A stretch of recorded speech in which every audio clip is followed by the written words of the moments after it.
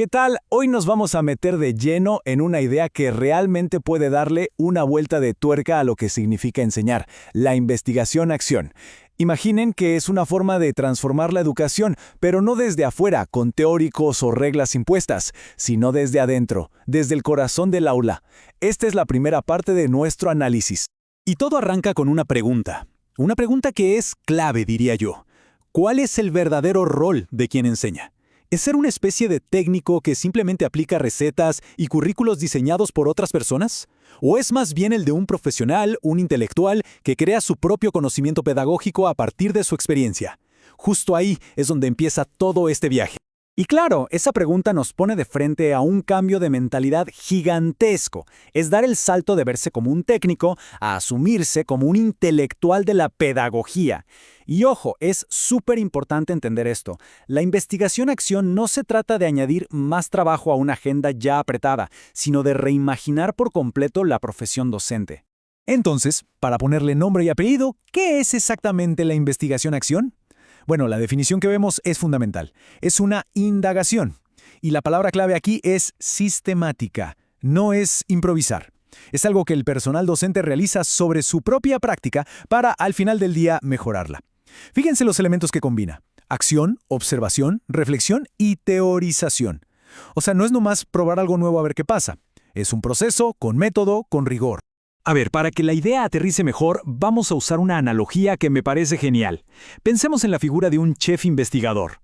Porque, vamos a ser honestos, un gran chef no se limita a seguir las recetas al pie de la letra, ¿verdad? Esta analogía del chef nos viene como anillo al dedo para entender el rol docente.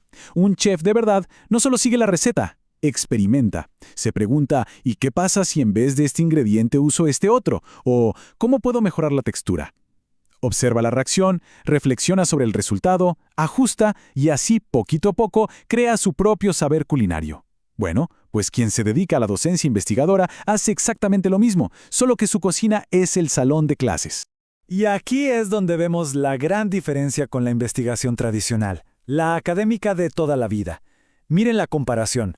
Por un lado, la investigación tradicional busca describir fenómenos generales, casi siempre desde una mirada externa, y su impacto, si lo tiene, es a largo plazo. En cambio, la investigación-acción nace desde adentro, busca transformar una práctica súper específica y su impacto es inmediato, beneficia al alumnado que está ahí en ese momento.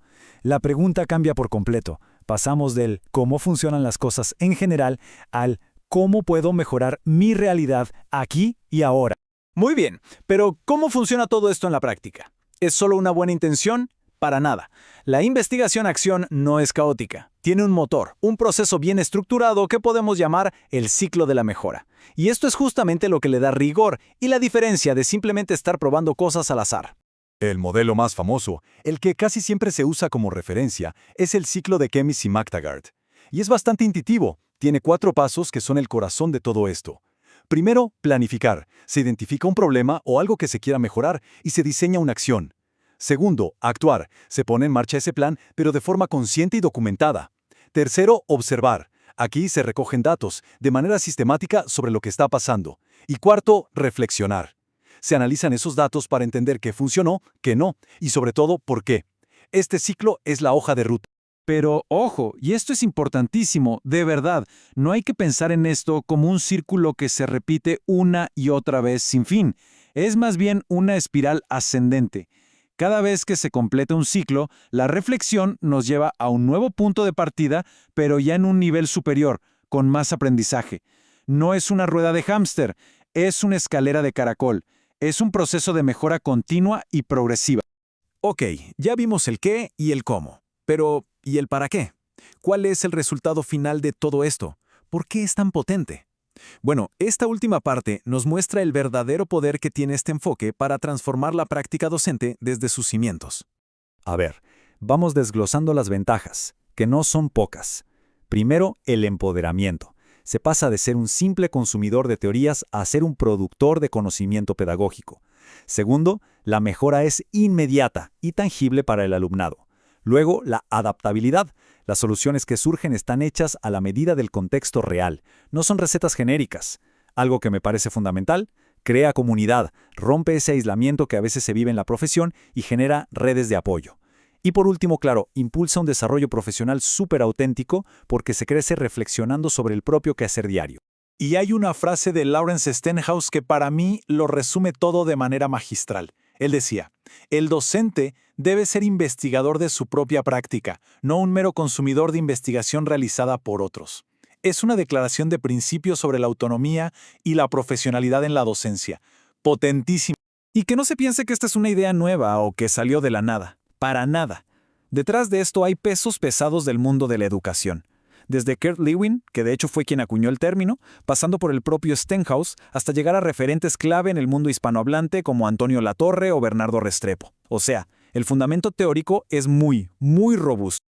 Así que bueno, con todo esto ya tenemos el panorama completo de los fundamentos, el porqué y la filosofía detrás de la investigación-acción. En la segunda parte de esta serie nos vamos a remangar y nos meteremos de lleno en el cómo, explorando cada paso del proceso de una manera mucho más práctica y detallada. Y para cerrar por hoy me gustaría dejar una pregunta en el aire, más bien una invitación a la reflexión personal. ¿Qué aspecto de la propia práctica profesional les genera curiosidad? ¿Qué les gustaría mejorar o entender mejor? Empezar a pensar en eso ya es el primer gran paso para iniciar este camino tan fascinante. Con esa idea en mente nos despedimos por ahora. Nos vemos en la parte 2.